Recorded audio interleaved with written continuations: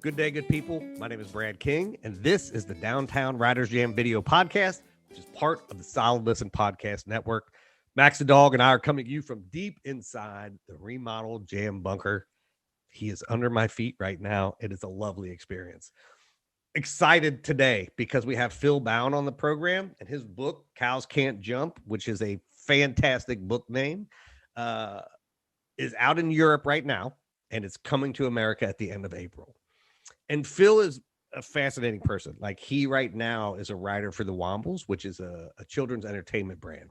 But while he was studying creative writing in college, he was publishing short stories in literary magazines and anthologies in the US, Canada, the UK, Germany.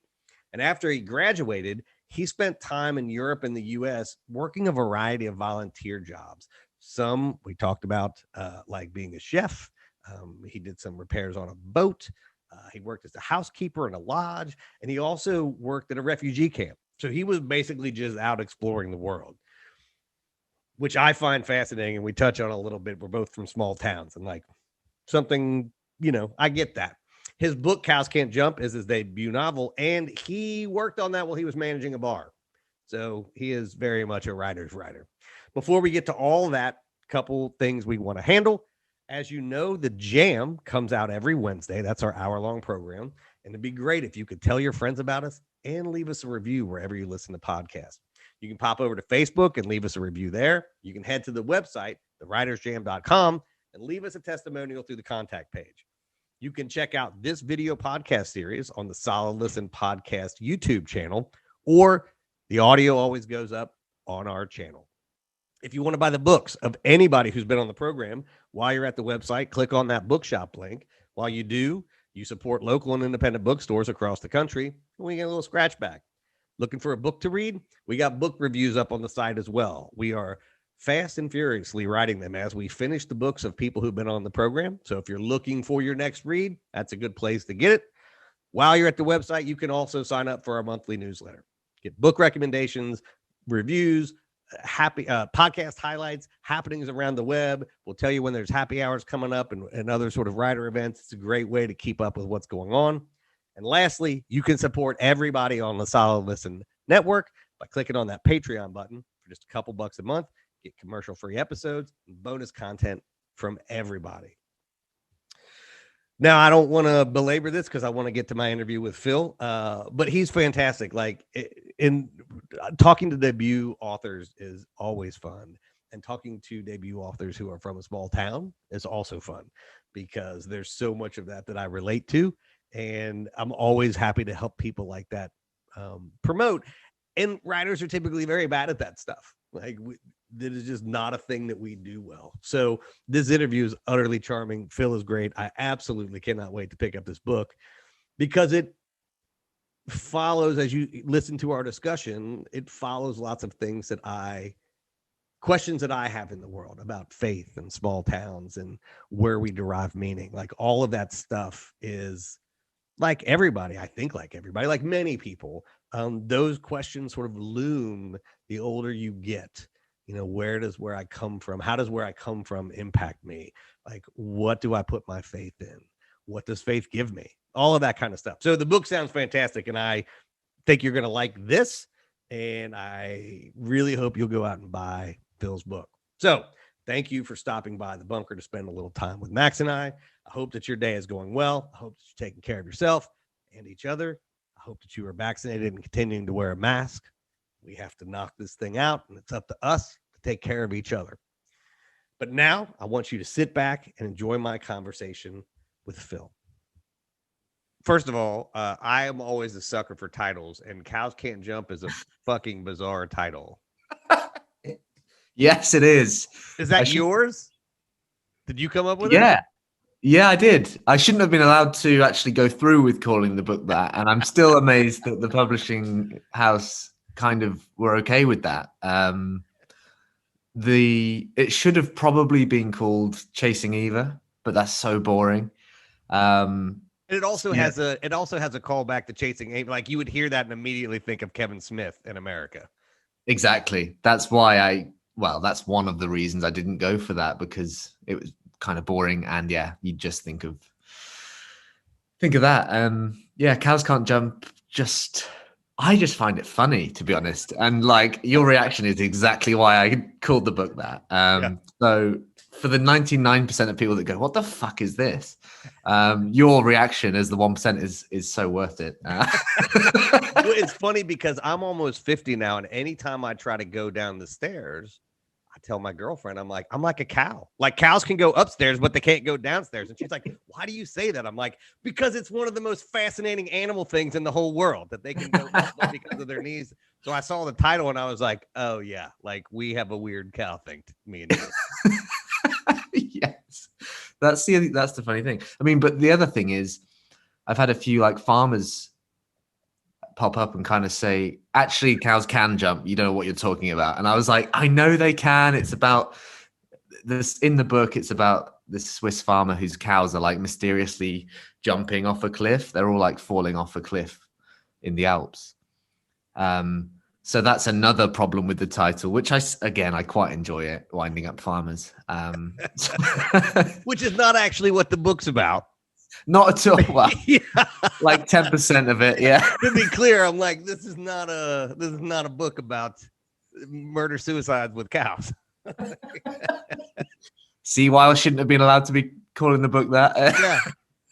It's sort of one of the great things about being a writer, though. You know, I interviewed a bunch of, about 150 people on a show so far. And like the weird things that you latch onto are like that kicks off whatever story happens, right? Like it can be something as silly, because I'm assuming part of the reason you've called it that is that was something that helped you kick off telling and writing about this story. You're exactly right. That was the starting point. Yeah, I read a news story about a farm in Switzerland where cows were falling off a cliff, and I thought, I really want to just write about the farmer and him taking it really personally. So that's where it all started. Yeah. And where does it end? Because the book is not, like I said, the book is not that, and we should let people know what the book is. Yeah, it's not that at all. That's kind of like a vignette. One of the parts of the book, it basically features a European journey, and Christoph is the farmer that the protagonist meets. And yeah, he meets the cows and he helps give birth to a little calf. But yeah, like you said, it's not really about cows at all. It is about, and like you said about cows not being able to walk upstairs, which is interesting. There are lots of kind of like recurring myths, I guess, or like urban myths that go through the book. So it's about lots of things, but it's a coming of age story about a young British guy who's a grave digger, and he goes out to Europe to chase his like lost love, Eva. And he meets lots of kind of quirky characters along the way, including Christoph the farmer, whose cows are mysteriously killing themselves, and he takes it very badly. That's the gist of it. So I'm always fascinated by how writers come up with stories. The kickoff was the cow thing, like reading this thing. And then what was it that you were trying to explore? Because clearly there's a question or something that like leads you to like who this character is and what he's doing and why he's doing it. So like, what was that for you?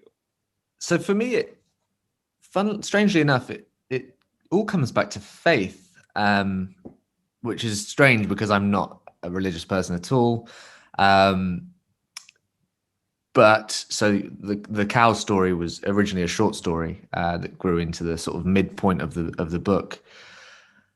Centers on Christoph, who's this paranoid farmer who's taken his suicidal cow problem very seriously, and as a result of that, he kind of turns towards religion and starts praying and praying for his cows and sleeping in the pen with them and stuff like that. So that was kind of the starting point. And then I thought, it'd be cool if my protagonist was a grave digger and he's stuck in his ways and trying to escape to a better life in Europe or something like, it was still very early seed idea. But yeah, the one of the central ideas was kind of faith and where people put their faith and why they believe in certain things that, sorry, that was my laptop, why they believe in certain things that, almost aren't going to save them at all. And that's it's one of the great things about writing, and why I love talking to writers so much, is that books are never about the thing they're about. Like it's why I do this show, because I'm like, well, it's usually some question or something happens, or you just want to explore this idea,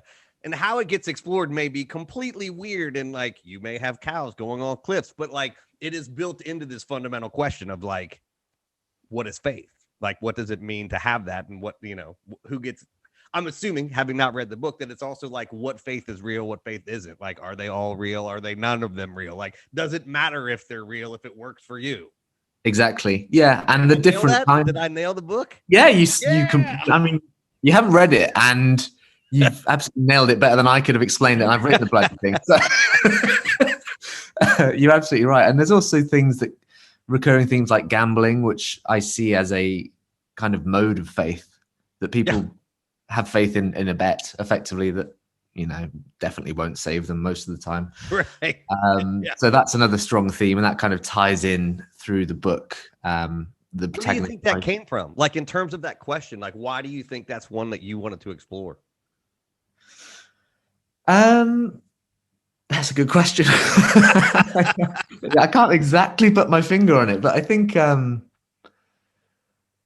lot of it did come from seeing people gambling and seeing people believing in things that I was like, well, that's not going to save you. That's not going to, but also kind of seeing those things help people, even though,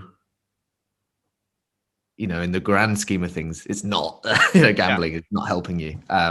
Stop doing it. So it's so hard to put a finger on why. Yeah. But it was just something that kept coming back. So in your life, you're gonna have homework. I want you to think about why that kept coming back to you. Not because I'm a gambling addict, I promise. But it is. I mean, like, I think getting older. I was just talking to my girlfriend about this last night. Like, suddenly, like 5 years ago, I just started weeping uncontrollably. It was like I reached a point in my life where I could no longer, bury down emotions, and they were all just coming out. And I am also not a person of faith, but I grew up around people that were, and I was in church and stuff growing up. And I find it fascinating that people find comfort in it, because it confuses me that is a comforting thing that people have. And yet people that I love find a great deal of comfort and compassion in it. Yeah. And so that exploration for me is always really fascinating, is like, what is it that you think you need, or what do you get from that I don't understand? Yeah, that's kind of how I saw it. I was, and in the book, it's done in a kind of lighthearted way, but it's also, there's a story that ties into Christoph, who's the main religious character, I guess, in the book, in that his wife has been effectively lying to him for a long time about an incident that happened to her, and she's convinced Christoph that she was protected by faith. So again, it's that comfort blanket and kind of exploring the deception and I don't know. There's lots going on. Yeah. Well, and it's one of the things that's interesting is that I interviewed a long time ago. I interviewed a writer named Sarah Layden, and her first book, Trip to Your Wires, is all about the ways in which her main character lies to herself. And doesn't realize that she's lying to herself, and then sometimes does, but like then just sort of it just becomes this thing where it's like, what is true and what isn't. And again, like the older I get, the more I'm like, I know things exist. Like, I know science is real. I know that there are tangible things, but then there are these other things that I'm like, I don't think I have the capacity to understand that, and like if somebody needs to tell themselves what I would deem a lie, but to which they think is real, and it brings them happiness and comfort, I'm sort of like, yeah, good, like exactly 100%. And that's kind of where the conclusion in the book is, well, he's not saving his cows by sleeping in the pen with them and praying for them every night, but they eventually do stop jumping off a cliff. Yeah. And we, or as humans, correlation and causation, unless you're a scientist, is the same thing. People make a distinction between those two, and they're like, "Fuck it, I'm saving cows." Like, good for you. Like, good. That would have been a better name for the book. Yeah. Saving cows. Well, now we got this thing. So next time you can run some stuff by me, and we'll workshop the cow series, because I'm expecting now all your books to be like the Cornetto trilogy. I expect there to be jumping cows in every book you do. I mean, it sounds quite limiting. But limits are what make creativity, right? Yeah, that's true. Now you got to write around the cows. So the other thing that I wanted to talk about real quick, which is not book related, which is you have sort of had an interesting life traveling around, and like you've traveled quite a bit and you've done some weird, odd jobs in your life. I love odd jobs. Yeah, I have. Yeah, I've done all kinds of things. I've been a gardener, a chef, I haven't been a grave digger like my protagonist, thankfully, but yeah, I've done lots of different things. I spent some time volunteering in Calais, at the refugee camp there, and yeah, loads of different things. What leads you to that? Like what is it that makes you want to get out of where you're at, and like, because that was a very short list of things that I have in the bio, and I don't really do the bio read, but I'm like, you have sort of been all over the place doing a wide variety of things, everything from refugee camps to chef, those are not related things. No, they're certainly not. Do you know what? I don't know what exactly. I think it's partly coming from a small town and feeling kind of suffocated and like limited. How big was your town? Probably about 25,000 people. Yeah, I had about 5 in mine. That's a small town. So I get it. Yeah. Yeah. So I think it's probably stems from there. Just wanting to get out, yeah, and see what else is out there. How much do you think, again, traveling around and seeing, I mean, a variety of people, right? Like a wide swath of the kind of people that are on this planet. How much of that do you think fed into like seeing the way in which faith was a thing for all of these different people in their different places? And like, that was what was percolating in your head. Like, what is this thing? Yeah, that could be it. You've worked. Is this? Am I on? Are you on the clock for this? Is this like a therapy session? That's a really interesting point. That probably is a factor. Yeah, that definitely plays into it. Meeting people from all kinds of different backgrounds and from all across the world. Yeah, you definitely see different perspectives on everything, and faith is one of those universal themes that everyone has to take on. So yeah. It's one of the great things about that, that I've traveled all over the place, is that in one of the premises of the show is that writers are always trying to work things out. And I think if you're like us and you're from a small place where it's very homogenous, when you leave, everything is so fascinating because it's so different than what you've seen, that it's like, for me, I could just sit and have somebody unpack their life for days and be fascinated, because I'm like, that's so different than what I grew up with, but that's real to you. And like, my thing seems equally weird.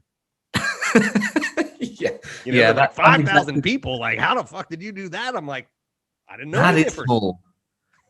Yeah. That is really small. But I know exactly what you mean. I mean, as soon as I kind of got out, when I was like 18, 19, I was like, my God. And I went to a slightly larger town and it was still like, yeah. And I think if you're a naturally curious person, it's hard to turn that off. Once you do it a little bit, then you're just like, well, what else is out there that I don't even know about? Exactly. Yeah. When I go back, I kind of get that feeling of being trapped or suffocated again. It's strange. As much as I love it back home, it's, you want to go and see something different, something new, and meet different people. Yeah. I know when I go back to my hometown, I still see everybody, and like after a day or two, I'm like, I love them. I love that place. Like, it'll always be my home, but it's not. I can't be there very long. Like, I have to go back out, because you sort of slide into these old things that when you're in a small town, like, you just are this thing, and that's what you are forever. That's ties in quite nicely to the book, actually. I'm very good at this thing. Yeah, you are. Yeah, the main character is a gravedigger at the start. He goes on his big European journey, and then he comes back and although some things have changed, he slides back into that lifestyle of repetition and digging graves. I've given the book away if anyone actually wanted to read it, which is a shame. No, I think it's good. Like, I enjoy that because it's what makes me want to read books are always, because that's just the summary, right? Like, and the sort of things along the way are what the story is. And I am always fascinated by the question. Like, that's what makes me read a book, the question that an author has and the sort of view that they're coming at it from. And you know, I don't believe that authors like you're a character in the book, like, but obviously experiences that you had growing up in a small town flavor that. But like, that's a big difference between like, which character are you? It's like, well, I'm not any of the characters. Yeah. I'm trying not to be the cow is what I'm trying not to do. Like, yeah, I do. People do ask that a lot, and I'm just like, it's not right. Yeah, no, I mean, obviously every character is you or me to some extent. But yeah, like you say, I'm not any fucking character. Yeah, I mean, it's just not. It's, and that's why I think giving away stuff isn't always a bad thing, because it really is like, what is the journey I'm about to go on? And this is, I mean, it's not just the coming of age, which that could be anything, right? Like, it really is an exploration of faith in small towns and like meaning and stuff. Yeah. God, you've nailed it. You're welcome. You're welcome. It's good to have old people around. You're not old. So, I mean, I don't feel that way. My back disagrees with you sometimes. After a day of gardening is like, I don't want any of this. So Cows Can't Jump is out. It's out in Europe now, right? But it's coming out in America in like a week, at like May 1st or something like that. April 29, which is in a few days. Yeah. So it'll be out by the time this is out. That's exciting. Yeah, it's really exciting. I know it was your debut, so that sucks because it happened in the pandemic. What are you doing once lockdown is over? This is how we're going to end. What are you doing to celebrate this? Because I'm guessing you didn't get a chance to really have a book party or anything like that. So what are you planning to celebrate your book? I'm coming out to you for a few beers, I think, in Pittsburgh. I can make that happen. If you like dogs, I got beer in the house and a dog in the backyard. Like, I'd be there, mate, honestly. Yeah. As soon as flights are open, yeah, I'm there. No, but in terms of locally, it's a good question. I don't have anything planned yet, but I will. I'll plan like a big pub crawl or something. Dude, I have told every debut novelist and author who's gone through this, it takes a lifetime to write your first book, right? Like, it takes your whole life to write it. And I know there was a pandemic and that sucked, but like, it's also worth celebrating because writers never celebrate their own stuff. Right? Like, there's a natural inclination to be like, well, that's finished and done with. No, it's not. That's me. That's me. Yeah, it's all of you people. It's all of you. So make sure that you plan something, because it's a big accomplishment to do that. And, you know, as you know, how many drafts did you do of the book? Oh, God, I don't even know. Right. So have a fucking party. I like that. That was the push I needed. Yeah. Like, yeah, I don't care how many. It was more than one, and that deserves a celebration. I'm with you on that. Yeah. So Cows Can't Jump is out now in Europe. It will be out in America when everybody's listening to this. I can't wait to read it. It sounds like a really fun and fascinating book, which is, I think, not always easy to do. To be both fun and funny and thoughtful. Let's hope. Yeah. Well, you have a great day, and I hope we can do this again soon. Thank you. You too. That was Phil Bowne, and his book Cows Can't Jump is out in Europe right now, and it comes out in America at the end of April. That was fantastic. I really hope that he and I get to have a beer together someday soon, because I think that will equally be fantastic. Before we get out of here, just a couple reminders. If you like what you heard us do us those two favors I talked about at the top of the show. First, leave us a review wherever you listen to podcasts. And second, tell your friends about us. While we're at it, don't forget to check out the other programs on the Solid Listen Podcast Network, including the flagship Mother May I Sleep With podcast with host, our Solid Listen Podcast queen, Molly McLear. Don't forget, we got video podcasts coming out on the Solid Listen Network YouTube channel. As often as we record them, we have a bunch coming out in the next few weeks. You can also catch the audio version right here on this podcast channel. The Jam is now out every Wednesday, so make sure you get yourself subscribed so you don't miss any of our episodes. And remember, you can always catch us on Twitter and Instagram at The Riders Jam. Until the next time, I will see you around the internet.